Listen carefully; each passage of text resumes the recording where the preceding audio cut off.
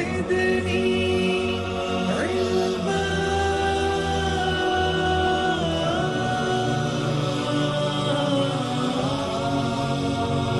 رب زدني علما.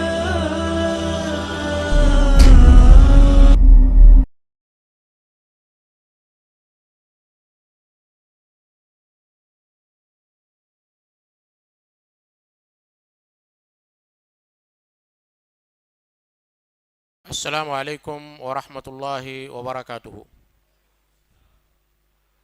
بسم اللہ الرحمن الرحیم. الحمد للہ رب العالمین. نحمده ونستعینه ونستغفره ونؤمن به ونتوکل علیہ ونعوذ باللہ من شرور انفسنا ومن سیئات اعمالنا. من يهده الله فلا مضل له ومن يضلل فلا هادي له. واشهد ان لا اله الا الله وحده لا شريك له واشهد ان محمدا عبده ورسوله. اعوذ باللہ السمیع العلیم من الشیطان الرجیم. بسم اللہ الرحمن الرحیم. یا ایھا الذین آمنوا اتقوا اللہ حق تقاته ولا تموتن الا وانتم مسلمون.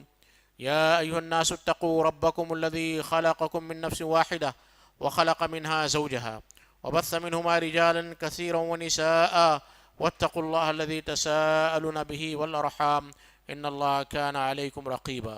يا أيها الذين آمنوا اتقوا الله وقولوا قولا سديدا يصلح لكم أعمالكم ويغفر لكم ذنوبكم ومن يطع الله ورسوله فقد فاز فوزا عظيما. أما بعد فإن خير الحديث كتاب الله وخير الهدي هدي محمد صلى الله عليه وسلم وشر الأمور محدثاتها وكل محدثة بدعة وكل بدعة ضلالة وكل ضلالة في النار. میرے بھائی اور بزرگوں، نوجوانوں، عزیز بچوں اور محترم خواتین، ہر قسم کی تعریف، توصیف، حمد و ثنا اللہ تبارک و تعالیٰ کے لیے لائق و زیبا ہے.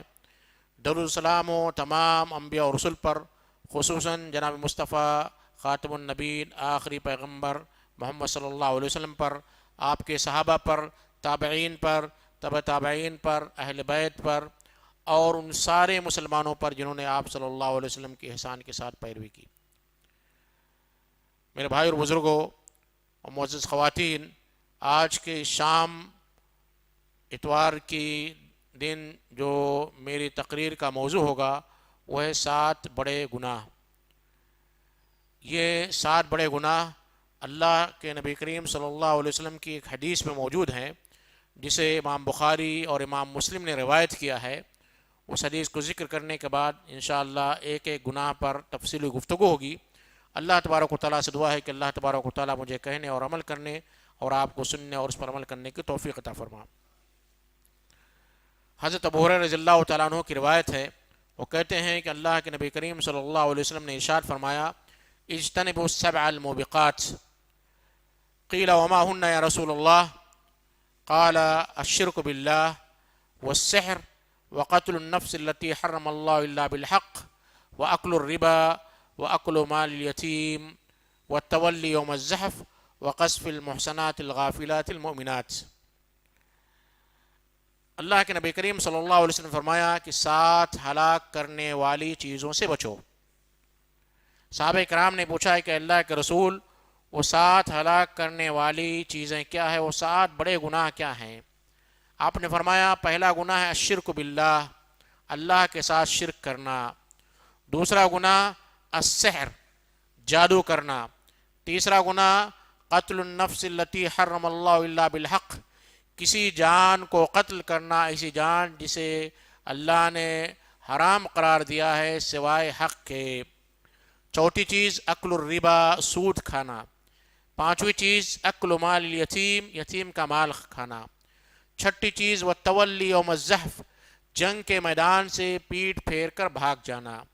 ساتویں چیز وقذف المحصنات الغافلات المؤمنات، پاک دامن شادی شدہ سیدھی سادھی بھولی بھالی غافل عورتوں پر الزام لگانا. اس حدیث کو امام بخاری اور امام مسلم نے روایت کیا ہے. بڑی جامع اور بڑی پیاری حدیث ہے. اس میں آپ صلی اللہ علیہ وسلم نے 7 ہلاک کرنے والے گناہوں کو بیان کیا ہے. ان میں سے ہر ایک گناہ ایسا ہے جس پر مختصر طور پر ایک ورکشاپ انعقاد کیا جا سکتا ہے. ایک جو ہے مفصل گفتگو کی جا سکتی ہے، لیکچر دیا جا سکتا ہے، لیکن آج کے زمانے میں چونکہ لوگ تیسیر کے، آسانی کے اور مختصر گفتگو کے عادی ہو چکے ہیں، اس لیے مختصراً میں 7 گناہ پر روشنی ڈالوں گا۔ سب سے پہلا گناہ جو آپ صلی اللہ علیہ وسلم نے ذکر کیا، الشرک باللہ، اللہ کے ساتھ شرک کرنا ہے۔ شرک کو جاننے کے لیے سب سے پہلے ہمیں توحید کا جاننا ضروری ہے۔ توحید کے معنی ہوتے ہیں کسی چیز کو ایک سمجھنا۔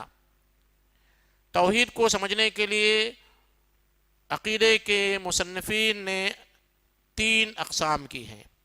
توحید الربوبیہ، جس کا مفہوم ہوتا ہے کہ اللہ تبارک و تعالیٰ کو اس کے افعال میں ایک جاننا، یعنی اللہ تبارک و تعالیٰ ہی ہمیں پیدا کرنے والا ہے، اللہ ہی ہمیں موت دینے والا ہے، اللہ ہی ہمیں رزق دینے والا ہے، اللہ ہی ہر چیز کا مالک ہے، اللہ ہی اس کائنات کو چلانے والا ہے، اللہ ہی جب چاہے گا اس دنیا کو رخصت کر دے گا۔ یہ اللہ ہی ساری کائنات کا مالک ہے، مدبر ہے، چلانے والا ہے۔ اللہ بارش کو برسانے والا ہے، ہواؤں کو چلانے والا ہے۔ یہ توحید ایسی ہے جس کے اکثر لوگ قائل ہیں، خواہ مسلمان ہو غیر مسلم ہو۔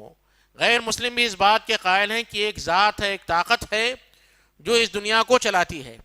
یہاں تک کہ کفار مکہ بھی اس بات کے قائل تھے کہ ایک ذات ہے، اللہ ہے، جو زمین و آسمان کو چلاتا ہے، مدبر ہے، کائنات کا مالک ہے۔ قرآن مجید میں 12 کفار مکہ کے اس قول کا ذکر کیا گیا ہے کہ جب ان سے پوچھا جاتا تھا کہ آسمان و زمین کو کس نے پیدا کیا، بارش کو برسانے والا کون ہے، ہواؤں کو چلانے والا کون ہے، زندگی کو دینے والا اور موت کو دینے والا کون ہے، تو وہ کہتے تھے کہ اللہ ہے۔ تو اس توحید میں صرف دنیا کے چند ناستک دہریے انکار کرتے ہیں، ورنہ دنیا کے سارے لوگ خواہ مسلمان ہو غیر مسلم ہو توحید الربوبیہ کے قائل ہیں، اس میں زیادہ اختلاف نہیں ہے۔ دوسری جو قسم ہے توحید الربوبیہ، یعنی جب ہم اس بات کا یقین کرتے، ایمان رکھتے ہیں کہ اللہ ہی میں پیدا کرنے والا ہے، اللہ ہی میں زندگی دینے والا ہے، موت دینے والا، اللہ رازق ہے، اللہ کائنات کو چلانے والا ہے، تو پھر عبادت کس کی کرنی چاہیے؟ جب اللہ ہی ہمیں پیدا کرنے والا ہے، ہمیں رزق دینے والا ہے، تو ظاہر سی بات ہے کہ ہمیں عبادت بھی اللہ ہی کی کرنی چاہیے۔ یہاں جو ہے مسلمانوں میں اور غیر مسلموں میں اختلاف ہو جاتا ہے۔ مسلمان یہ کہتے ہیں، مسلمانوں کا عقیدہ یہ ہے کہ صرف اور صرف اللہ ہی کی عبادت کرنی چاہیے، اللہ ہی عبادت کا مستحق ہے، اللہ ہی معبود برحق ہے، اس کے علاوہ جو دوسرے معبود ہیں وہ سارے معبود باطل ہیں۔ دوسرے لوگ کہتے ہیں کہ ہم اللہ کی عبادت تو کرتے ہیں لیکن ساتھ ہی ساتھ اللہ کے بعض افعال میں دوسروں کو شریک مانتے ہیں، یعنی اللہ کی عبادت کے ساتھ شرک کرتے ہیں۔ تو توحید الربوبیہ آپ سمجھ لیں گے تو آپ کو شرک سمجھ میں آ جائے گا۔ تیسری قسم ہے توحید الاسماء و صفات، اللہ کے بہت سارے نام ہیں، 99 نام جو قرآن اور حدیث سے ہمیں معلوم ہے، اس کے علاوہ بھی اللہ کے نبی کریم صلی اللہ علیہ وسلم فرماتے ہیں کہ اور بہت سارے نام ہیں جسے اللہ تبارک و تعالیٰ نے علم الغیب میں پوشیدہ رکھا ہے۔ ان اسماء پر ہمارا ایمان ہونا چاہیے، رزاق ہے، خلاق ہے، قدیر ہے، علیم ہے، سمیع ہے، مسعر ہے، تواب ہے۔ 99 نام پر ہمارا ایمان ہوگا، اور یہ نام اسماء حسنہ ہے، صرف اللہ کے لیے ہیں۔ آپ کسی کو رزاق نہیں کہہ سکتے ہیں، کسی کو خلاق نہیں کہہ سکتے ہیں، کسی کو خالق نہیں کہہ سکتے ہیں، کسی کو تواب نہیں کہہ سکتے ہیں۔ اگر آپ کو کہنا تو کہیں گے عبد التواب، عبد الخلاق، عبد الخالق، عبد الرازق، عبد الرزاق۔ تو یہ نام صرف اور صرف اللہ کو دینا ہے، اللہ کے علاوہ کسی دوسرے کو یہ نام دینا شرک ہے۔ تو پہلا گناہ جو اللہ کے نبی کریم صلی اللہ علیہ وسلم نے ذکر کیا وہ ہے شرک۔ جب شرک کے بارے میں ہمارے مجالس میں، ہماری محفلوں میں، ہمارے وعظ کی مجلسوں میں شرک کا ذکر کیا جاتا ہے، لوگوں کے چہرے بدل جاتے ہیں، اور وہ یہ سوچتے ہیں کہ مولانا صاحب یا یہ لوگ جو ہے شرک کے بارے میں اتنی تقریریں کیوں کرتے ہیں، حالانکہ ہم سب مسلمان ہیں، شرک سے بری ہیں، کوئی بھی مسلمان شرک نہیں کرتا ہے، ہمارا یہ تصور ہے۔ لیکن ایک مثال دے کر میں سمجھاؤں گا کہ ہم شرک کو تو برا سمجھتے ہیں، اور الحمدللہ ہم مشرک نہیں ہیں، ہم شرک سے بری ہیں، شرک نہیں کرتے ہیں، لیکن شرک کے تعلق سے ہمارا جو احساس، ہماری جو فیلنگ، ہمارا جو رویہ ہونا چاہیے وہ رویہ نہیں ہے۔ اس کی ایک مثال میں دیتا ہوں اکثر و بیشتر خطبوں میں، کہ اگر آپ کے اس کاروان میں کل صبح فجر کی نماز کے بعد آپ کے واٹس ایپ پر ایک میسج آئے، یا نیوز میں ٹی وی میں ایک جو خبر آئے کہ آپ کے اس کاروان میں ایک 60 سال کے بوڑھے نے ایک 14 یا 15 سال کی لڑکی سے زنا کیا ہے، تو آپ کا رد عمل کیا ہوگا؟ آپ کا ایکشن کیا ہوگا؟ آپ کا غصہ کتنا ہوگا؟ آپ کا بی پی کتنا بڑھے گا؟ آپ کتنا ناراض ہوں گے؟ آپ جو ہے کہیں گے کہ وہ بڈھا کہاں ہے، اس کا ستیہ ناش ہو، میں اگر اسے پاؤں تو اسے کچا چبا جاؤں، کہیں گے نہیں کہیں گے؟ لیکن آپ کے اسی شہر جو ہے حیدرآباد میں، آپ کے اسی محلے کاروان میں شرک پنپ رہا ہے یا نہیں ہے؟ شرک کی تبلیغ ہو رہی ہے، شرک کی طرف دعوت دی جا رہی ہے، اور ہمارے بہت سارے مسلمان شرک میں مبتلا ہیں۔ کیا ویسا ہی ایکشن یا ویسی فیلنگ یا ویسا ہی احساس شرک کے تعلق سے ہمارا ہے؟ میں نہیں کہتا ہوں کہ آپ جائیں اور شرک کے مزارات کا قلاقامہ کر دیں، ڈھا دیں، لیکن اپنے دل میں احساس، جو زنا کے تعلق سے آپ کا احساس تھا، جو رد عمل تھا، وہ احساس اور رد عمل ہمارا شرک کے تعلق سے ہوتا ہے یا نہیں ہوتا ہے؟ نہیں ہوتا ہے۔ کیوں؟ اس لیے کہ ہم جو برائیاں ہیں، وہ برائیوں کے تعلق سے ہمارا رد عمل، ہمارا احساس ہونا چاہیے۔ زنا بہت بڑا گناہ ہے، لیکن اللہ تبارک و تعالیٰ توبہ کرنے کے بعد معاف کر دیتا ہے، بلا توبہ بھی معاف کر سکتا ہے۔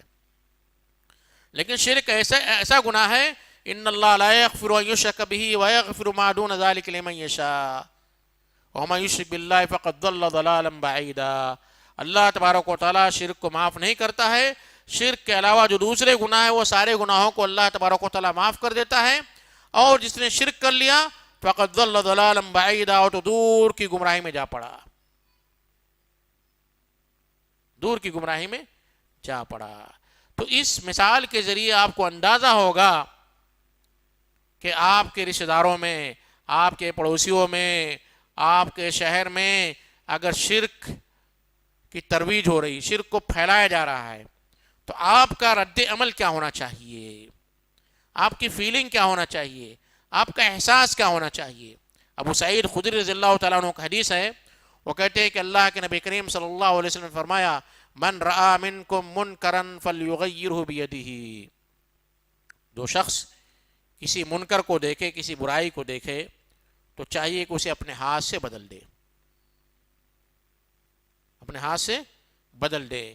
آپ کے ہندوستان میں، آپ کے ماحول میں ہاتھ سے بدلنے کا اختیار آپ کو نہیں ہے، اور اگر آپ بدلنے جائیں گے تو اس سے بڑا منکر پیدا ہوگا، اس سے بڑی برائی پیدا ہوگی، مسلمانوں کا خون ضائع ہوگا، فسادات ہوں گے، اختلافات بڑھیں گے، اور ناحق خون بہایا جائے گا۔ تو آپ کو ہاتھ سے بدلنے کا اختیار نہیں ہے۔ کچھ چیزوں میں آپ کو اختیار ہے۔ آپ کا بیٹا شرک میں مبتلا، آپ تھپڑ ماریے، روکیے، منع کیجیے، مت جانے دیجیے، کھانا پینا بند کیجیے، جیب خرچہ بند کیجیے، بائیکاٹ کیجیے، آپ کو حق ہے۔ لیکن آپ جنرل جا کر سماج میں ہاتھ سے برائی کو روکنے کی کوشش کریں گے تو اس سے بڑی برائی جو ہے عام ہو جائے گی۔ اسی لیے اس حدیث میں اللہ کے نبی کریم صلی اللہ علیہ وسلم نے اور دو آپشنز رکھے ہیں۔ دوسرا آپشن کیا ہے؟ فَإِن لَمْ يَسْتَطِعْ فَبِلِسَانِهِ، اگر نہیں ہے ہاتھ سے بدلنے کی طاقت تو زبان سے اسے بدلے، اور یہ طاقت آپ سب لوگوں کو دی گئی ہے۔ آپ کی یہ ہندوستان کی حکومت ماشاء اللہ آپ کو زبان سے تبلیغ کرنے کی اجازت دیتی ہے، آپ آزاد ہیں، لیکن ہماری زبانیں گنگ ہیں، ہم جو ہے بیان نہیں کرتے ہیں۔ کم از کم اپنی زبان کو کھولیں، اپنے رشتہ داروں کو، اپنے پڑوسیوں کو، اور جو آپ کے ہاں کام کرتے ہیں، جنہیں آپ سمجھا سکتے ہیں یا جنہیں نہیں بھی سمجھا سکتے، زبان کے ذریعے تو اس برائی کا اظہار کر سکتے ہیں۔ کیا کرتے ہیں ہم؟ نہیں کرتے ہیں، نہیں کرتے ہیں۔ یہ شرک کے تعلق سے نہیں، یہ سارے گناہوں کے تعلق سے ہے۔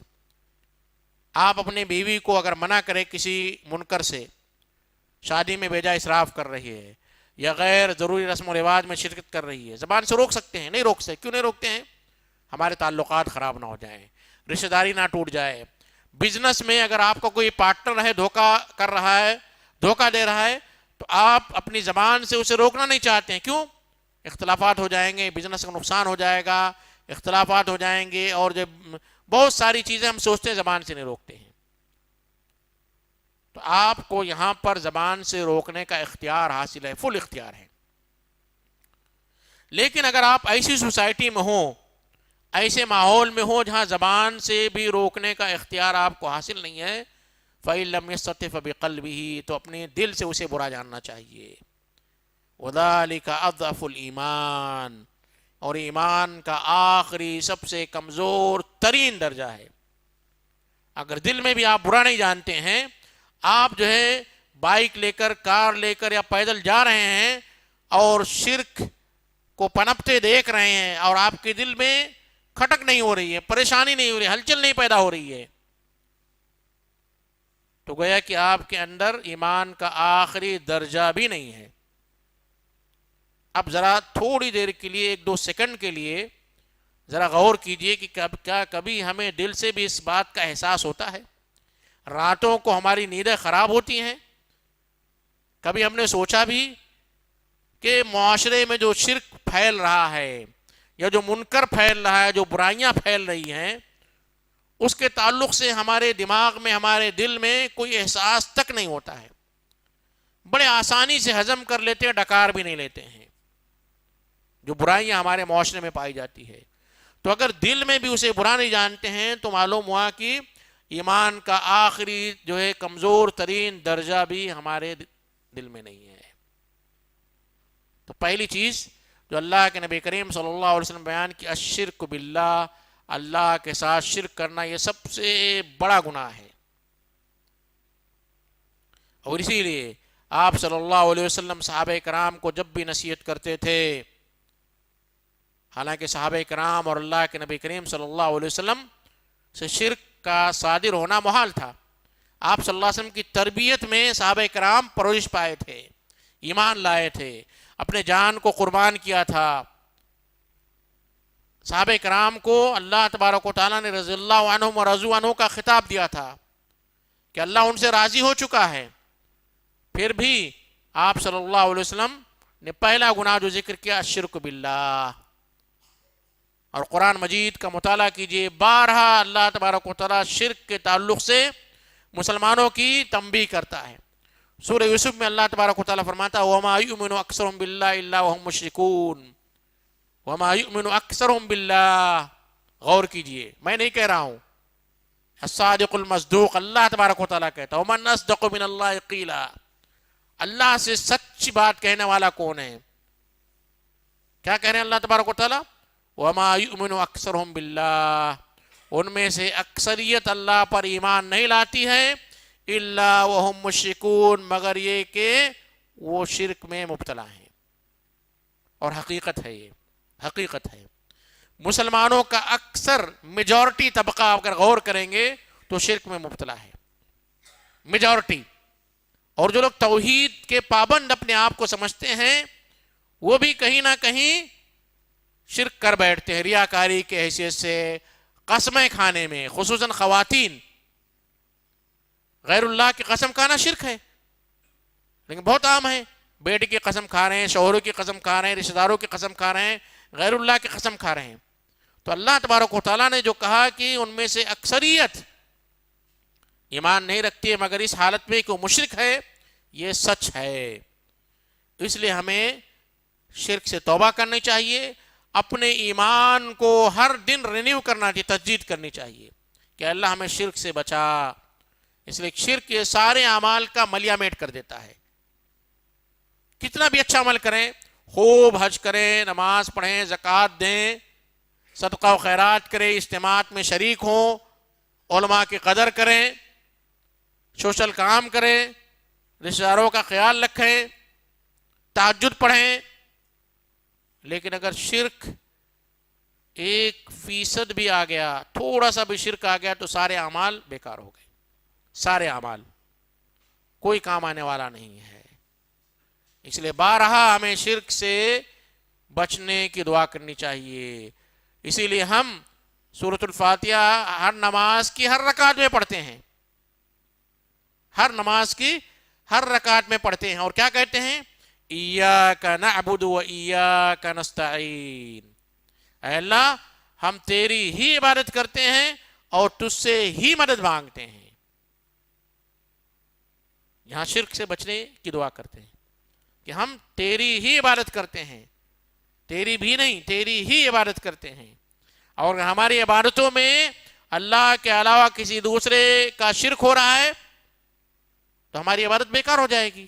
اس لیے ہر نماز میں، اور اسی لیے اللہ کے نبی کریم صلی اللہ علیہ وسلم نے فرمایا تھا لا صلاۃ الا بفاتحۃ الکتاب، کوئی بھی نماز، کسی بھی نماز کی کوئی بھی رکعت سورۃ الفاتحہ کے بغیر نہیں ہوتی ہے۔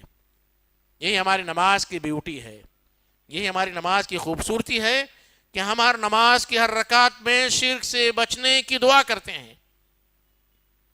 یہ پہلا گناہ تھا جس سے بچنے کے تعلق سے اللہ کے نبی کریم صلی اللہ علیہ وسلم فرمایا۔ دوسرا گناہ ہے جادو کرنا۔ اب یہاں آپ یہ سوال کریں گے کہ دوسرا گناہ کیوں جادو کا ذکر کیا؟ نماز چھوڑنا تھا نا دوسرا گناہ، دوسرا گناہ نماز چھوڑنا ہونا چاہیے نہیں ہونا چاہیے؟ ہمارے نزدیک یہ دوسرا گناہ کیا ہے؟ نماز چھوڑنا ہے، لیکن اللہ کے نبی کریم صلی اللہ علیہ وسلم نے کیا ذکر کیا؟ دوسرا گناہ جادو کرنا ہے۔ کیوں؟ اس کی وجہ یہ ہے کہ جادو سیکھنے کے لیے شرک کے سارے اعمال کر لینے ہوتے ہیں۔ سب سے پہلے ہمیں جاننا چاہیے جادو کسے کہتے ہیں۔ جادو دراصل کسی چیز کی حقیقت کو نظروں کے سامنے بدل دینا ہے، ہیرا پھیری کر دینا ہے۔ سحر کی تعریف علماء نے یوں کی ہے، سحر وہ عمل ہے جس میں پہلے شیطان کا قرب حاصل کیا جاتا ہے اور پھر اس سے مدد لی جاتی ہے۔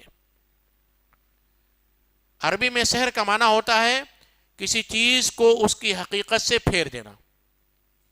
جیسے موسیٰ علیہ السلام کے واقعے میں ہوگا کہ لاٹھی سانپ بن گئی تھی، وہ لاٹھی تھی سانپ بن گئی تھی، اور رسیاں پھینکی گئی تھی وہ سانپ بن گئے تھے، حقیقت میں وہ رسی تھی۔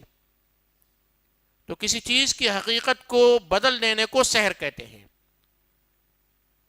جادو کیسے ہوتا ہے؟ جادو دراصل کچھ دم ہوتے ہیں، کچھ جو ہے شرکیہ کلمات ہوتے ہیں، کچھ الفاظ ہوتے ہیں جنہیں بولا جاتا ہے یا لکھا جاتا ہے، زبان سے ادا کیا جاتا ہے یا اسے لکھا جاتا ہے۔ لکھنے کے بعد جو ہے اس جادو کے ذریعے کسی انسان کے بدن پر یا اس کی عقل پر یا دونوں پر جو ہے اثر کیا جاتا ہے۔ اور جادو ایک حقیقت ہے، ایک حقیقت ہے۔ چونکہ مسلمانوں میں بھی کچھ ایسے مفکرین پائے جاتے ہیں، کچھ جماعتیں پائی جاتی ہیں جو کہتے ہیں کہ جادو نہیں ہوتا ہے، جادو کی حقیقت کا انکار کرتے ہیں۔ حالانکہ جادو ایک حقیقت ہے۔ اللہ کے نبی کریم صلی اللہ علیہ وسلم پر بھی جادو کیا گیا، اگرچہ کہ اللہ تبارک و تعالیٰ نے اس جادو کے اثر کو زائل کر دیا تھا۔ مسلمانوں میں ایک طبقہ پایا جاتا ہے جو جادو کا انکار کرتا ہے، اور وہ یہاں تک کہتا ہے کہ نعوذ باللہ اللہ کے نبی کریم صلی اللہ علیہ وسلم پر جادو نہیں ہوا تھا، جبکہ قرآن مجید کی دو پاکیزہ صورتیں معوذتین جنہیں کہا جاتا ہے وہ آپ صلی اللہ علیہ وسلم کو جادو سے زائل کرانے کے لیے نازل کی گئی تھی۔ اب سوال یہ پیدا ہوتا ہے کہ جادو کو دوسرے نمبر کا گناہ کیوں کہا گیا ہے؟ اس کی وجہ یہ ہے کہ جادو سیکھنے کے لیے شرک کے سارے مراحل کو طے کرنا پڑتا ہے، جتنے بھی سٹیپس ہیں۔ پہلا کیا ہوتا ہے؟ بعض لوگ جادو سیکھنے کے لیے قرآن مجید کو اپنے ران پر یا غلط جگہوں پر لکھ لیتے ہیں۔ قرآن مجید جس کا احترام کرنا ہر مسلمان پر فرض ہے۔ یہاں تک کہ کچھ لوگ قرآن مجید کی بعض صورتوں کو الٹا لکھتے ہیں، اس کے حروف کو نہ لکھ کر گنتیوں میں لکھتے ہیں۔ یہاں تک کہ جادو سیکھنے کے لیے اگر جادو میں آپ کو پی ایچ ڈی کرنا ہے، ایکسپرٹ بننا ہے، ماہر جادوگر بننا ہے تو نعوذ باللہ ثم نعوذ باللہ انسان کو سارے گناہ سے جو ہے سارے گناہ پر عمل کرنا پڑتا ہے، سارے گناہ پر، جتنے بھی گناہ دنیا میں پائے جاتے ہیں جس کا تصور بھی آپ نہیں کر سکتے ہیں، قرآن مجید پر ٹوائلٹ کرنا، قرآن مجید پر پیشاب کرنا، قرآن مجید کو ٹوائلٹ میں ڈالنا، اسی لیے دوسرا گناہ لکھا گیا۔ اور سب سے ماہر جادوگر کون ہوتا ہے؟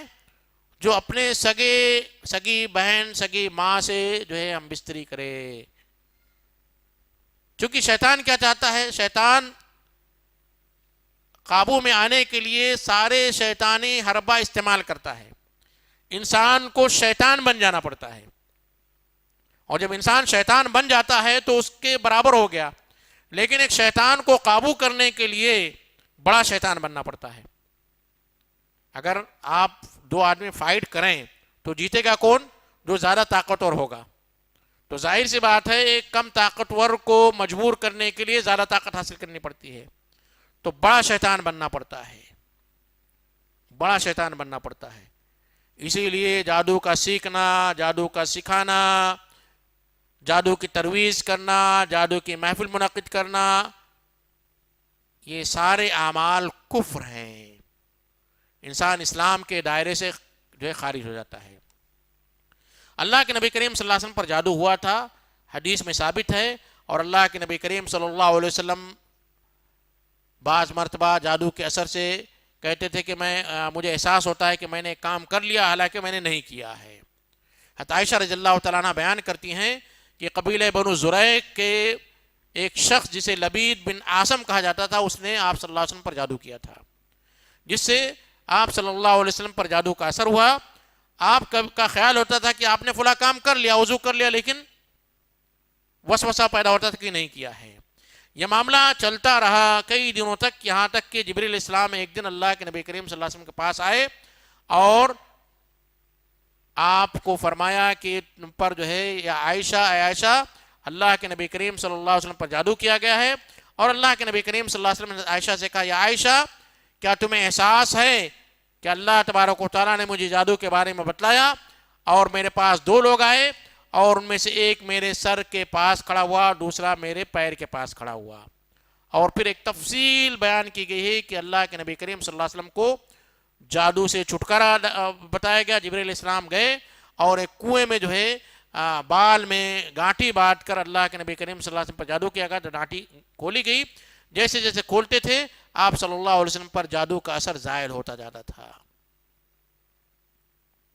جادو کے ذریعے ایک انسان کا قتل بھی کیا جا سکتا ہے، جادو کے ذریعے ایک مرد کو اپنی بیوی کے لائق نہیں رکھا جاتا ہے، یعنی بیوی کے قریب نہیں جا سکتا ہے، میاں بیوی کے درمیان جدائی ڈالی جا سکتی ہے۔ یہ سارے اعمال جادو کے ذریعے کیے جا سکتے ہیں، اس لیے جادو کا سیکھنا، سکھلانا اور اس کے تعلق سے کسی بھی قسم کی مدد کرنا یہ حرام ہے، شرک ہے، کفر ہے، کفر ہے۔ ہاروت اور ماروت کو جادو سکھلانے کے لیے بھیجا گیا تھا، اور سورہ بقرہ کی آیت میں تفصیل سے بیان کیا گیا کہ وہ کہتے تھے کہ ہم یہ سکھا رہے ہیں، انما نحن فتنہ، ہمیں آزمائش کے لیے بھیجا گیا ہے، فلا تکفر۔ تو اس آیت سے علماء نے یہ دلیل لی ہے کہ جادو کا سیکھنا کفر ہے۔ سکھلاتے تھے اور کہتے تھے کہ انما نحن فتنہ، ہم فتنہ ہیں، ہمیں آزمائش کے لیے اللہ تبارک و تعالیٰ نے بھیجا ہے، فلا تکفر، تو جادو سیکھ کر اللہ کا کفر نہ کرو۔ سلیمان علیہ السلام کو بھی جادو کا علم دیا گیا تھا، اور سلیمان علیہ السلام بھی جو ہے جنوں کو اپنے قابو میں رکھتے تھے، جنوں کو اپنے قابو میں رکھتے تھے، لیکن اللہ کے نبی کریم اللہ تبارک و تعالیٰ نے بعض انبیاء کو جو خصوصیات دی تھی وہ ان انبیاء کے ساتھ خاص تھی، وہ انبیاء کے ساتھ خاص تھی، اور اللہ کے نبی کریم صلی اللہ علیہ وسلم کو جو معجزہ دیا گیا وہ قیامت تک کے رہنے لیے ہے۔ تو جادو کا سیکھنا، سکھلانا یہ کفر ہے، اسی لیے دوسرے گناہ شرک کے بعد جو کفر کا تذکرہ ہوا۔ شریعت میں جادوگر کے متعلق جادو سیکھنے کے قریب جانے کو بھی اللہ کے نبی کریم صلی اللہ علیہ وسلم نے منع فرمایا، یعنی بدفعلی لینا، بدشگونی لینا، بدشگونی لینا، جیسے آج کل ہم کہتے ہیں کہ کہ ہمارے سامنے سے بلی چلی گئی، راستہ کاٹ دیا، تو دراصل اس قسم کے تصور سے انسان جو ہے دھیرے دھیرے جادو کے قریب ہوتا ہے، اس کے عقیدے میں خرابی آتی ہے۔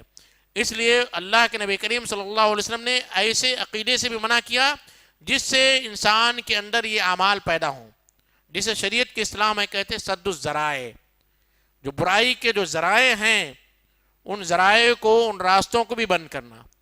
آپ صلی اللہ علیہ وسلم نے فرمایا من تطیر او تطیر لہو او تکہن او تکہن لہو او تسحر او تسحر لہو، ہم میں سے وہ شخص نہیں ہے، لیس منا، ہم میں سے وہ شخص نہیں ہے جس نے بشگونی لی، پھال نکلوائے، یا جاتے ہیں لوگ ہاتھ دکھاتے ہیں پھال نکلواتے ہیں، او تکہنا، یا کسی جو ہے فارچون ٹیلر کے پاس جائے اور اس سے اپنے مستقبل کے بارے میں سوال کرے، مستقبل کے بارے میں پوچھے کہ میرا مستقبل کیا ہوگا۔ آج جو ہے اخباروں میں بھی آتا ہے، لوگ اسے باقاعدہ دیکھتے ہیں کہ ستارے سے جو ہے ہمارا ستارہ کیسے چل رہا ہے، نام کے ذریعے اور مختلف جو ہے ہاتھوں کی لکیروں کے ذریعے، یہ ساری چیزیں دیکھنا یا اس پر عمل کرنا یا سیکھنا، لیس منا، ایسے لوگ ہم میں سے نہیں ہیں، یعنی شریعت اسلامیہ میں ان چیزوں کی اجازت نہیں ہے۔ جو جادوگر پائے جاتے ہیں، اگر اسلامی حکومت ہے، اسلامی قانون اور اسلامی خلیفہ ہے، تو ایسے جادوگروں کو قتل کر دیا جائے گا۔ جمہور علماء کا اس بات پر اتفاق ہے، اقتلوا کل ساحر و سحرا، ہر جادوگر اور ہر جادوگرنی کو قتل کر دیا جائے۔ صرف اختلاف اس بات میں ہے کہ انہیں کس بنا پر قتل کیا جائے، کفر کی بنا پر یا سحر کی بنا پر، جادو کی بنا پر، جادو سیکھنے کی وجہ سے قتل کیا جائے، یا جادو سیکھنا کفر ہے اس بنا پر قتل کیا جائے، اس معاملے میں اختلاف ہے، لیکن قتل کی سزا جو ہے جادوگر کے لیے ہے۔ تو دوسرا عظیم ترین گناہ جو آپ صلی اللہ علیہ وسلم نے ذکر کیا جادو ہے، اور اس کی وجہ یہی ہے کہ آپ نے دوسرے نمبر پر اسے ذکر کیا۔ تیسرا گناہ جو آپ صلی اللہ علیہ وسلم نے ذکر کیا، وقتل النفس التي حرم اللہ الا بالحق، نفس کو قتل کرنا، جان کو قتل کرنا، جسے اللہ نے حرام قرار دیا ہے مگر حق کے ذریعے۔ اسی طرح ایک دوسری حدیث میں اللہ کے نبی کریم صلی اللہ علیہ وسلم نے فرمایا لا یحل دم امرئ مسلم، مسلمان کا خون حلال نہیں ہے الا باحدى ثلاث، مگر تین سبب کے ذریعے۔ پہلا سبب کیا ہے؟ الثیب الزانی، جو شادی شدہ ہو، زنا کرتا ہو، اسے قتل کر دیا جائے گا، رجم کر دیا جائے گا۔ دوسرا التارک لدینہ المفارق للجماعہ، جو دین سے پھر جائے، مرتد ہو جائے، دین سے مرتد ہو جائے۔ اور تیسرا سبب والنفس بالنفس، کسی جان کے بدلے کسی کو قتل کر دیا جائے۔ قرآن مجید میں اللہ تبارک و تعالیٰ نے نفس کا لفظ استعمال کیا، نفس کہتے ہیں سول کو، جان کو، اس میں یہ تفریق نہیں ہے کہ مسلمان کی جان ہو کہ غیر مسلم کی جان ہو، مسلم کی جان ہو کہ غیر مسلم کی جان ہو، اس میں کوئی تفریق نہیں ہے۔ سورہ مائدہ میں اللہ تبارک و تعالیٰ نے فرمایا من اجل ذالک کتبنا علی بنی اسرائیل انہ من قتل نفسا بغیر نفس او فساد فی الارض فکأنما قتل الناس جميعا، جس نے کسی نفس کو، کسی سول کو، کسی جان کو بغیر کسی نفس کے بدلے کے یا زمین میں فساد برپا کرنے کی وجہ سے قتل کیا، تو گیا کہ اس نے ساری انسانیت کا قتل کیا۔ ایک جان کو قتل کرنا ساری انسانیت کو قتل کرنا ہے۔ ومن احیاها، اور جس نے کسی ایک شخص کی جان بچا لی، گویا کہ اس نے ساری انسانیت کی جان بچا لی۔ آج مسلمانوں کو جو بدنام کیا جاتا ہے کہ مسلمان بڑے خونخوار ہوتے ہیں، باربرک ہوتے ہیں، مسلمان جو ہے جہادی ہوتے ہیں، فدائین ہوتے ہیں، یہ جو الزام لگایا جاتا ہے اس کا اسلام سے کوئی تعلق نہیں ہے۔ اسلام میں اس بات کی اجازت نہیں کسی بھی جان کو صرف 3 وجہ کے علاوہ قتل کیا جائے۔ لہذا ہمارے وہ نوجوان جو کسی غلط تبلیغ کی وجہ سے بھٹک جاتے ہیں، اور میں نہیں سمجھتا ہوں کہ ہمارے وہ نوجوان ہوں گے، لیکن اگر ہیں، ایسا الزام لگایا جاتا ہے، تو اپنے نوجوانوں سے گزارش کروں گا کہ ایسے لوگوں کے پھندے میں نہ آئیں۔ وہ جماعتیں جو تخریب کاری میں ملوث ہے، زمین میں فساد پھیلانے میں ملوث ہیں، کسی بھی جان کو قتل کرنے میں ملوث ہے، ایسی جماعت سے برات کا اظہار کیجیے۔ کوئی بھی مذہب کسی بھی جان کے قتل کرنے کو حرام سمجھتا ہے، اور قرآن مجید میں اللہ تبارک و تعالیٰ نے سختی کے ساتھ وَلَقَدْ كَرَّمْنَا بَنِي آدم، ہم نے بنو آدم کی تکریم کی ہے، عزت افزائی کی ہے، اسے عزت دی ہے۔ بنو آدم کہا، مسلمان اور غیر مسلم نہیں کہا۔ لہذا مسلمانوں کے تعلق سے جو افواہ پھیلائی جاتی ہے، غلط جو ہے نشر کیا جاتا ہے کہ مسلمان خونخوار ہیں، غیر مسلموں کا قتل کرتے ہیں، اور مختلف قسم کی جو ہے میڈیا میں جو اخبارات میں باتیں پھیلائی جاتی ہیں، خصوصاً ابھی پلوامہ کے اٹیک کے بعد مسلمانوں کو جو بدنام کیا جاتا ہے، ایسی ساری کارروائی کا اسلام سے کوئی تعلق نہیں ہے۔ کوئی بھی مسلمان ایسی تقریب کاری میں ملوث نہیں ہو سکتا ہے، اگر ملوث ہے تو اسلام نہیں ہے، وہ مسلمان نہیں ہے۔ یہ جنرل نفس کے بارے میں بتایا گیا، قتل النفس التی حرم اللہ الا بالحق، عمومی طور پر ساری انسانیت کے لیے کہا گیا۔ اس کے بعد خصوصاً مومن کے قتل کے بارے میں قرآن مجید میں بڑی سخت وعید رکھی ہے۔ جنرل نفس کے بارے میں بتایا، پھر مومن نفس کے قتل کے بارے میں قرآن مجید نے اور سخت وعید بیان کی ہے۔ وَمَن يَقْتُلْ مُؤْمِنًا مُتَعَمِّدًا فَجَزَاؤُهُ جَهَنَّمُ خَالِدًا فِيهَا وَغَضِبَ اللَّهُ عَلَيْهِ وَلَعَنَهُ وَأَعَدَّ لَهُ عَذَابًا أَلِيمًا، جس نے کسی مومن کو قتل کر دیا جان بوجھ کر، کسی مومن کو، پہلے جنرل نفس کا بتایا، پھر اہل ایمان کی عظمت اور اس کی حرمت اور زیادہ ہو جاتی ہے ایمان لانے کی وجہ سے۔ جس نے کسی مومن کو جان بوجھ کر قتل کیا، فَجَزَاؤُهُ جَهَنَّمُ، اس کا ٹھکانہ کیا ہے؟ جہنم ہے۔ کافی تھا، اتنا اسٹیٹمنٹ کافی تھا۔ مومن کو قتل کرنے کی سزا کیا ہے؟ جہنم ہے، کافی تھا۔ لیکن قرآن مجید نے اس پر اکتفا نہیں کیا، کیا فرمایا؟ خالدن فیہا، جہنم میں ہمیشہ ہمیشہ رہے گا۔ جو لوگ قرآن مجید کا مطالعہ کرتے ہیں، جنہیں قرآن مجید کا علم ہے، انہیں معلوم ہے کہ خالدن یا خالدین فیہا کی جو صفت آتی ہے کس کے ساتھ آتی ہے؟ مشرکین اور کفار کے ساتھ آتی ہے۔ قرآن مجید میں کہیں بھی خالدین یا خالدن کا لفظ ذکر کیا گیا ہے، وہ مشرکین کے لیے ہے، کفار کے لیے ہے، مسلمانوں کے لیے نہیں ہے۔ لیکن مومن کے قتل کے تعلق سے یہ کنڈیشن، یہ صفت لگائی گئی، فَجَزَاؤُهُ جَهَنَّمُ خَالِدًا فِيهَا، اتنا اسٹیٹمنٹ کافی تھا، اس کا ٹھکانہ جہنم ہے، ہمیشہ ہمیشہ رہے گا۔ لیکن اللہ تبارک و تعالیٰ نے اس پر اکتفا نہیں کیا، آگے فرمایا وَغَضِبَ اللَّهُ عَلَيْهِ، اور اللہ کا غضب اس پر ہو۔ کافی تھا، 3 سزا بیان کی گئی، لیکن اللہ تبارک و تعالیٰ نے اس پر بھی اکتفا نہیں کیا، آگے فرمایا وَلَعَنَهُ، اور اس پر اللہ کی لعنت ہو۔ چوتھی چیز بیان کی گئی، فَجَزَاؤُهُ جَهَنَّمُ خَالِدًا فِيهَا وَغَضِبَ اللَّهُ عَلَيْهِ وَلَعَنَهُ، اور اس پر اللہ کی لعنت ہو، وَأَعَدَّ لَهُ عَذَابًا أَلِيمًا، اور عظیم، اور اللہ نے اس کے لیے بہت بڑا عذاب تیار کر رکھا ہے۔ 5 چیزیں ذکر کی گئی ایک مومن کے قتل کے تعلق سے۔ اس مومن میں ہر ایمان والا کلمہ گو داخل ہے، ہر کلمہ گو، ہر کلمہ گو جو لا الہ الا محمد رسول اللہ کہتا ہے، اگرچہ کہ اس سے بعض معاملات میں شرک کا صدور ہوتا ہو۔ غور سے سنیے، ہر کلمہ گو اہل قبلہ اس میں داخل ہے، اگرچہ کہ اس سے بعض معاملات میں شرک کا صدور بھی ہو جائے۔ جو مسلمان ملت میں، قوم میں داخل ہے، وہ سارے لوگ اس میں داخل ہیں۔ مومن کا قتل بہت عظیم گناہ ہے، تیسرا گناہ آپ صلی اللہ علیہ وسلم نے بیان کیا۔ اور حجۃ الوداع میں اللہ کے نبی کریم صلی اللہ علیہ وسلم نے فرمایا تھا، الا ان دماءکم واموالکم واعراضکم حرام علیکم کحرمۃ یومکم ھذا فی بلدکم ھذا فی شہرکم ھذا فی یومکم ھذا۔ سن لو، الا سن لو، تمہارے خون آپس میں ایک دوسرے پر، تمہارے اعمال ایک دوسرے پر، تمہاری عزتیں ایک دوسرے پر اسی طرح حرام ہیں، اسی طرح حرام ہے جیسے 3 حرمتیں ایک ساتھ جمع ہو گئی۔ کیسی حرمت؟ ذوالحجہ جو حرمت والا مہینہ ہے،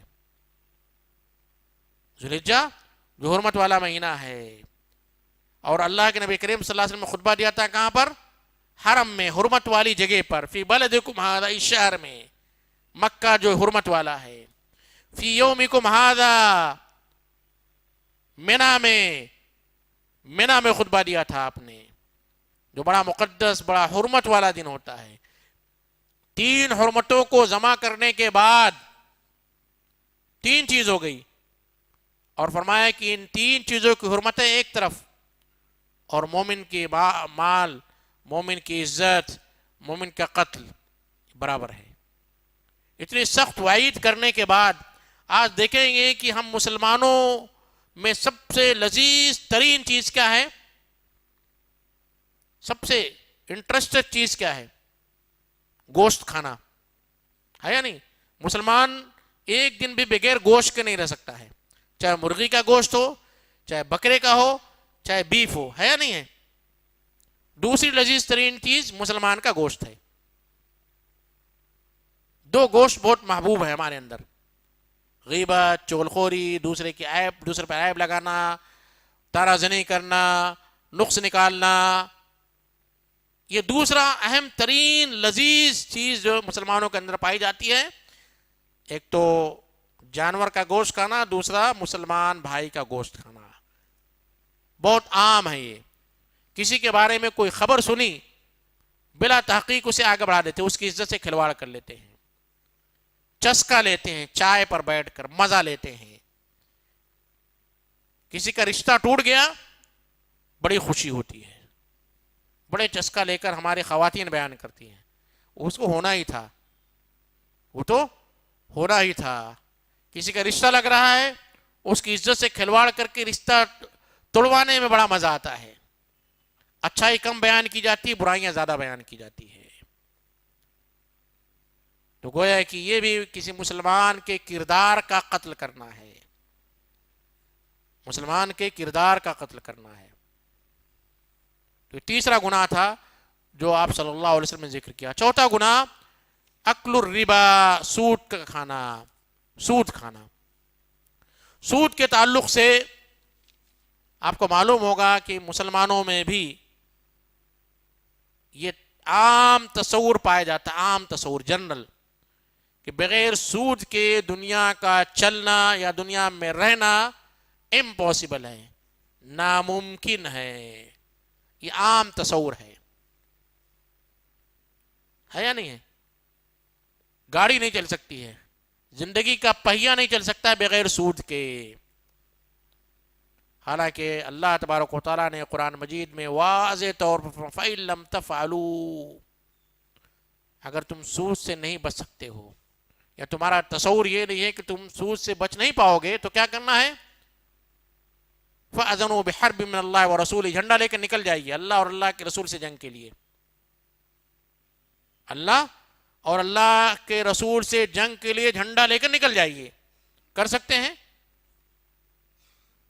ہماری کیا طاقت ہے؟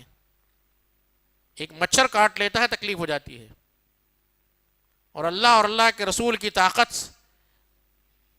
اگر جو ہے اس کا اندازہ کرنا ہو، تو جب ہمیں پیٹ میں درد ہوتا ہے تو احساس ہوتا ہے، اللہ یاد آتا ہے، ہمیں احساس ہوتا ہے کہ ہم کتنے کمزور ہیں، تو کیا ہم اللہ اور اللہ کے رسول کے ساتھ جنگ کر سکتے ہیں؟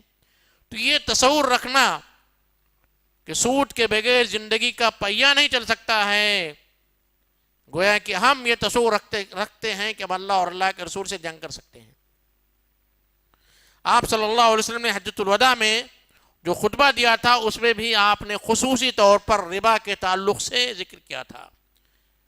وَرِبَا الْجَاهِلِيَّةِ مَوْضُوعَةٌ تَحْتَ قَدَمَيَّ هَذَا، جاہلیت میں جو سود نافذ تھا وہ میرے ان دونوں قدموں کے درمیان پامال کیا جا رہا، روندا جا رہا ہے، ختم کیا جا رہا ہے۔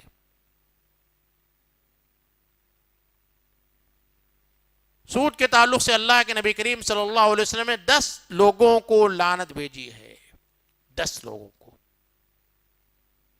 ایک شخص نماز نہیں پڑھتا ہے تو اسے نماز نہیں پڑھنے کا گناہ ملتا ہے، لیکن اس کے باپ کو نہیں ملتا ہے. باپ تو کہہ دیتا نماز پڑھ لو، اس کی بیوی کو نہیں ملتا ہے، اس کے بچوں کو نہیں ملتا ہے، اس کے رشتہ داروں کو نہیں ملتا ہے، اس کے پڑوسیوں کو نہیں ملتا ہے. لیکن سود میں سب لوگوں کو ملتا ہے. جو سود لیتا ہے، جو دیتا ہے، جو لکھتا ہے، جو گواہ بنتا ہے، جو اپنے جو ہے اپنے گھر جو ہے سودی کاروبار کے لیے دے دیتا ہے. 10 لوگ جو ہیں جو سود میں ملوث ہوتے ہیں ان پر اللہ کی لعنت ہوتی ہے. 10 لوگوں کو. یہاں تک کہ جو ہلکا گناہ ہے سود کا، ہلکا گناہ، جیسے اگر زخم کے بارے میں کہا جائے تو سوئی چبھائی جائے وہ بھی زخم ہوتا ہے، لیکن وہ ہلکا زخم ہوتا ہے، ہلکا زخم، معمولی جسے کہیں. مچھر کاٹ لیتا ہے تو جو ڈسنا ہوتا ہے وہ ہلکا ہوتا ہے، بچھو کاٹ لے تو تھوڑا زیادہ ہوتا ہے، سانپ کاٹ لے تو اور زیادہ ہوتا ہے. تو جو ہلکا زخم ہے، ہلکا جو گناہ ہے، اس کی مثال اللہ کے نبی کریم صلی اللہ علیہ وسلم نے دی ایسرہو، سب سے معمولی. گویا کہ اپنی ماں سے زنا کرتا ہے. سود کے تعلق سے فتوے آتے ہیں، لوگ پوچھتے ہیں، فون کرتے ہیں. مجبوری ہے، شادی میں جو ہے جہیز میں دینا ہے، دکان کھولنا ہے، گاڑی لینا ہے، 4 ویلر لینا ہے، 2 ویلر لینا ہے، مکان بنوانا ہے، مجبوری ہے. اور مختلف قسم کے حیلے بیان کرتے ہیں. کچھ لوگ کہتے ہیں کہ غیر مسلم معاشی طور پر مضبوط سے مضبوط ترین ہوتے جا رہے ہیں. کیوں؟ بینک سے سود لیتے ہیں اور ہیرو ہونڈا شو روم شروع کر دیتے ہیں. مسلمانوں کے لیے حرام ہے، اس لیے بیچارہ سائیکل کا بھی شو روم نہیں شروع کر سکتا ہے. تو مسلمانوں کے معاشی پسماندگی کا رونا رو کر سود کو جائز کرنے کی کوشش کرتے ہیں. یہاں تک کہ بعض مفکرین جو اپنے آپ کو مفکر کہتے ہیں، ان لوگوں نے بھی ہندوستان میں سود کو حلال کر دیا ہے. غیر مسلم حکومت ہے، مال غنیمت ہے، مال فے ہے، مختلف قسم کے جو ہیلے بہانے تلاش کر کے سود کو حلال کر لیا جا رہا ہے. مجھے کام پر جانا ہے، دکان میں جانا ہے، کارواں سے جو ہے مجھے ملک پیٹ تک جانا ہے تو بائک لینا ضروری ہے، ورنہ ہمارے بال بچے بھوکے مریں گے، اس لیے بائک کے لیے ہمیں سود لینا ہے. مجبوری ہے، اتنا پیسہ نہیں ہے، بس جو ہے مہیا نہیں ہے، دیر سے پہنچے گا تو مالک نکال دے گا نوکری سے. اس قسم کے مختلف حیلے بہانے جو ہے بیان کر کے لوگ سود کو حلال کر لے رہے ہیں. اب سوچئے معمولی گناہ جو بتایا گیا، سوئی چبھانے کا جو زخم ہے اس انداز کا. اور سود کیوں اتنا بڑا گناہ ہے؟ سود کے ذریعے کیا ہو رہا ہے؟ اب دیکھیں گے کہ سود کی وجہ سے آج جو دنیا کی اکنامی ہے، مالدار ترین ہوتا جا رہا ہے، غریب ترین ہوتا جا رہا ہے. آپ کے ہندوستان میں ہی معلوم ہوگا کہ مہاراشٹرا میں خصوصاً جو ہے کسان خودکشی کر رہے ہیں. کیوں؟ سود میں ملوث ہونے کی وجہ سے. ان کے پردادا نے قرض لیا تھا، پردادا نے، یعنی تقریباً 2-3 پشت پہلے، اور اس کے پوتے کے پوتے پر پوتے جو ہے وہ سود در سود قرض ادا کر رہے ہیں، اور نوبت کے آتی خودکشی کر لے رہے ہیں. یعنی گویا کہ یہ گناہ کی وجہ سے بہت سارے گناہ کا ذریعہ بن جا رہا ہے. اور ہوتا کیا ہے؟ سود کو اگر حلال کر دیا جاتا تو لوگ مال کے حریص ہو جاتے. سود پر آپ کو جو ہے گھر مل جا رہا ہے، سود پر گاڑی مل جا رہی ہے، سود پر جو ہے آپ کو بہت ساری فیسلٹی مل جا رہی ہے. انسان کے اندر مال کی حرص پیدا ہوتی ہے اور وہ سود پر بہت ساری چیزیں لے لیتا ہے، پوری زندگی اسے ادا نہیں کر سکتا ہے. پھر اس کے بچے جو ہے اس سود میں ملوث ہوتے ہیں، بچوں کی زندگیاں تباہ ہو جاتی ہیں، پھر بچوں کے بچوں کی زندگیاں تباہ ہو جاتی ہے. گویا کہ یہ چین آف گناہ ہے، گناہوں کا ایک کڑی ہے، وہ کڑی کبھی ٹوٹتی نہیں ہے، چلتی رہتی، کنٹینیو چلتی رہتی ہے. اس لیے آپ دیکھیں گے کہ اگر جو شخص سود میں ملوث ہے، کبھی بھی وہ خوش نظر نہیں آتا ہے، ہمیشہ پریشان حال رہتا ہے، اور وہ سود اصل مال سے بڑھتا جاتا ہے۔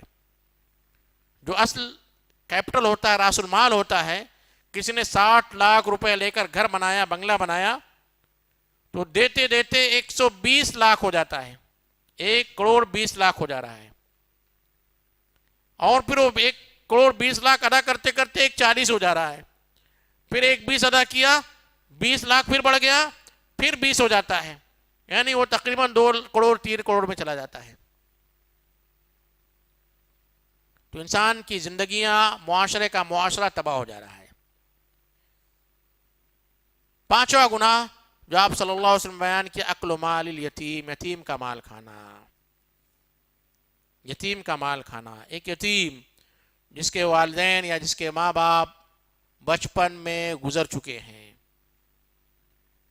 اس کے پاس جائیداد ہے اس کے والد کی، اللہ نے آپ کو اس کا سرپرست بنایا، ولی بنایا ہے۔ یتیم اپنے مال کا صحیح تصرف نہیں کر سکتا ہے، اسے اللہ نے عقل نہیں دی ہے، تمیز نہیں دی ہے، آپ کو اللہ نے اس مال کا ذمہ دار بنایا ہے، اور آپ اس مال کو غلط انداز سے استعمال کر رہے ہیں، کھا رہے ہیں۔ انما یأکلون فی بطونہم نارا، قرآن میں فرمایا گیا جو لوگ یتیم کا مال بے دردی سے، غلط طریقے سے، ظلم سے کھا لیتے ہیں، انما یأکلون فی بطونہم نارا، وہ اپنے پیٹ میں آگ ڈالتے ہیں، آگ کھاتے ہیں، آگ کھاتے ہیں۔ یتیم کے مال کھانے میں، اور اسی طرح جو بھی مال آپ کے ذمے ہے، مثال کے طور پر آپ کسی مدرسے کے ذمہ دار ہیں، کسی مسجد کے ٹرسٹی ہیں، کسی بلڈنگ سوسائٹی کے آپ صدر ہیں، کسی آرگنائزیشن کے آپ صدر ہیں، تو جو مال جس مال کے آپ ذمہ دار ہیں، اس مال کو کھانے کا بھی یہی حکم ہے۔ ایسا نہیں کہ یتیم کا مال ذکر کیا گیا تو کوئی کسی آرگنائزیشن کے آپ ٹریزرر ہیں، ذمہ دار ہیں، اس کے مال کو آسانی سے ہڑپ کر لیں، مدرسے کے جو ہے متولی، مسجد کے متولی ہیں، مدرسے کے ذمہ دار ہیں، اسکول کے صدر ہیں، سوسائٹی کے صدر ہیں، ہاؤسنگ سوسائٹی کے صدر ہیں، ٹریزرر ہیں، تو اس مال کو کھانے کا گناہ بھی اکل مال یتیم میں ضمناً داخل ہے، بڑا گناہ ہے، چونکہ لوگوں نے آپ پر بھروسہ کیا ہے، اپنے مال کو آپ کے حوالے کیا ہے، آپ کو اس میں کسی بھی قسم کے خرد برد کی اجازت نہیں ہے۔ 6ٹھی چیز، وَالتَّوَلِّي يَوْمَ الزَّحْفِ، میدان جنگ سے منہ پھیر کر بھاگ جانا۔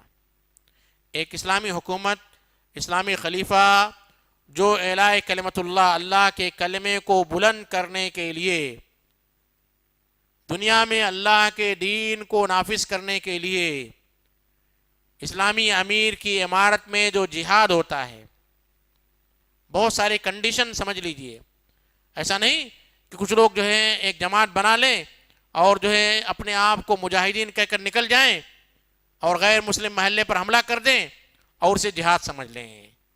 جہاد کے لیے اسلامی حکومت کا ہونا ضروری ہے، مسلمان خلیفہ ہونا چاہیے، اس کی عمارت میں جو جنگ کی جائے گی اس جنگ کا مقصد بھی کیا ہونا چاہیے؟ اعلاء کلمت اللہ، اللہ کے کلمے کو بلند کرنا مقصود ہو۔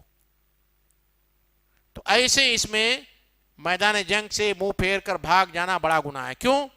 اس لیے کہ اس سے مسلمانوں کی طاقت پسپا ہوتی ہے، کمزور ہوتی ہے۔ عین وقت پر جب مسلمانوں کو آپ کی ضرورت ہے، آپ منہ پھیر کر بھاگ جا رہے ہیں، مسلمانوں کو کمزور کرتے رہے ہیں، دشمن کو غالب ہونے کا موقع فراہم کر رہے ہیں۔ یہ 6ٹھا بڑا گناہ ہے۔ آخری گناہ، وقذف المحصنات الغافلات المؤمنات، سیدھی سادھی پاک دامن عورت پر الزام لگانا۔ آواز اوپر نہیں جا رہی کیا؟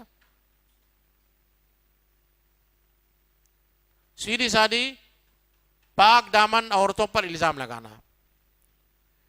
قرآن میں اللہ تبارک و تعالیٰ نے فرمایا کہ اگر کوئی شخص کسی پر بہتان لگائے اور پھر 4 گواہ نہ پیش کر سکے، فَجْلِدُوهُمْ 80 جلدۃ، تو انہیں 80 کوڑے لگاؤ جو کسی پر بہتان لگائے۔